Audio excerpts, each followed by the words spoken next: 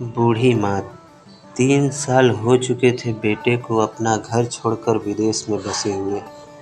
इन 3 सालों में बूढ़ी माँ और ज़्यादा बूढ़ी हो गई थी। 75 वर्ष की उम्र में सुलोचना देवी की याददाश्त काफ़ी कमज़ोर होती जा रही थी। उन्हें रोज़मर्रा की चीज़ें याद न रहती, लेकिन जो उन्हें हमेशा याद रहता वह था उनका बेटा।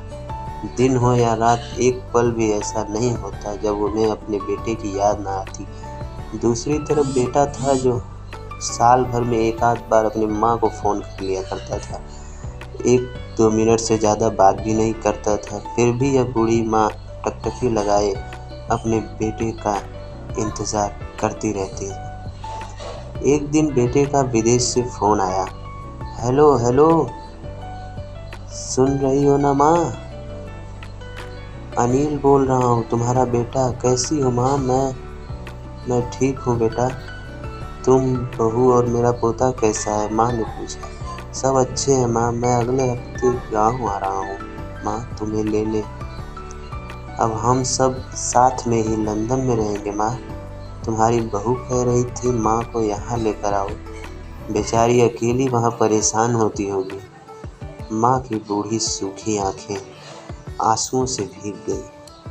उसके कमज़ोर शरीर के नस-नस में खुशी की लहर दौड़ गई। बेटे और बहू का अपने प्रति प्रेम देखकर माँ का मन खुशी हो उठा।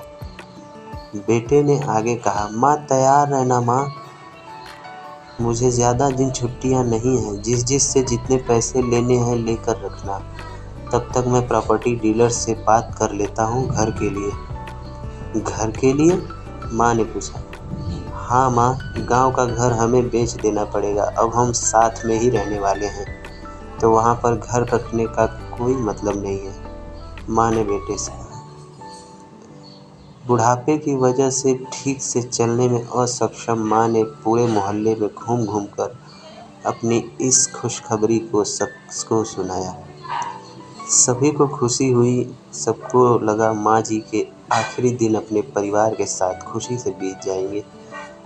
घर वापस आकर माँ ने अपने घर के कोने-कोने को ऐसे देखा जैसे वह अपने दूसरे बेटे को देख रही हो। देख भी क्यों ना, उस घर को अपने बेटे से कम थोड़ी समझा था। अपने पति के साथ 40 साल यहीं तो बिताए थे, लेकिन अब मजबूर थी बुढ़ापे की आखिरी साल बेटे और बहू के साथ बिताना चाहती थी। दिल पर पत्थर रखकर घर बेचने के लिए माँ तैयार हो गई। आनन-फानन में बेटे ने घर को आधे दामों पर बेच दिया। माँ ने ज़्यादा नहीं, लेकिन जिन चीज़ों से दिल लगा था उन चीज़ों को समेटा और बेटे के साथ टैक्सी में बैठकर एयरपोर्ट के लिए चली गई। एयरपोर्ट पर आकर बेटे ने माँ से कहा, माँ तुम यहाँ बेंच पर बैठो, मैं सामान और बोर्डिंग पास की जांच कराकर आता हूँ। वहाँ वक्त लगता है और खड़ा रहना पड़ता है, तुम्हें तकलीफ होगी। तुम यहीं आराम करो। मैं यूँ गया और यूँ आया। माँ बेंच पर बैठ गई और बेटा अंदर चला गया। काफ़ी समय हो गया, बेटा वापस नहीं लौटा। माँ सोचने लगी, ज़्यादा भीड़ होगी इसलिए देर लग रही है। अंधेरा होने को आया। अब तो लोगों की चहलकदमी भी कम होने लगी। माँ को अब चिंता होने लगी। एक कर्मचारी ने आकर पूछा, किससे मिलना है माँ जी आपको? यहाँ पर क्यों बैठी हैं? डरती हुई आवाज़ में सुलोचना देवी बोली, मेरा बेटा अंदर सामान की जांच कराने गया है। लंदन जा रहे हैं हम। क्या नाम है माँ जी आपके बेटे का? कर्मचारी ने पूछा। अनिल नाम है मेरे बेटे का, सुलोचना देवी ने बताया। कर्मचारी अंदर गया और थोड़ी देर बाद बाहर लौटा। उनसे सुलोचना देवी ने कहा, माँ जी उसने सुलोचना देवी से कहा, माँ जी लंदन जाने वाली फ़्लाइट तो दोपहर में ही जा चुकी है और आपका बेटा भी उस फ़्लाइट में बैठकर लंदन जा चुका है।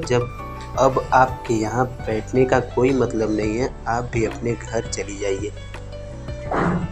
क्या? जा चुका है और मैं घर जाऊँ?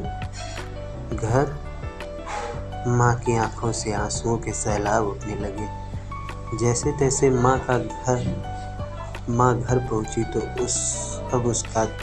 अब उसका था ही नहीं, बिक चुका था। वो बरामदे में तुलसी के पास सो गई। घर के नए मालिक ने उस पर दया आई तो एक कमरा किराए से उसको दे दिया। पेंशन के पैसों से खाना और किराए का बंदोबस्त हो जाता था। दिन बीतने लगे। कुछ दिनों बाद घर के नए मालिक ने सुलोचना देवी से कहा, माँ जी, आप अपने रिश्तेदारों के यहाँ घर पर जाकर क्यों नहीं रहती हैं? इस उम्र में आपके लिए वहीं अच्छा होगा। अच्छा तो होगा, लेकिन अगर मेरा बेटा वापस आया तो उसका ख्याल कौन रखेगा? मेरा बेटा बहुत भोला है, उसे अपना ख्याल रखना बिल्कुल नहीं आता। मैं कहीं नहीं जाऊंगी, क्या पता कब उसे मेरी ज़रूरत पड़ जाए, माँ ने कहा। दोस्तों, सच बता रहा हूँ, माँ की ऐसी बातें सुनकर मेरी आंखों में आंसू आ गए। किसी ने सच ही कहा है, पूत कपूत हो सकता है लेकिन माता कभी कुमाता नहीं होती। दोस्तों, आप सभी से हाथ जोड़कर विनती करता हूँ, अपने माता पिता की जितनी हो सके सेवा करें, उनके साथ कभी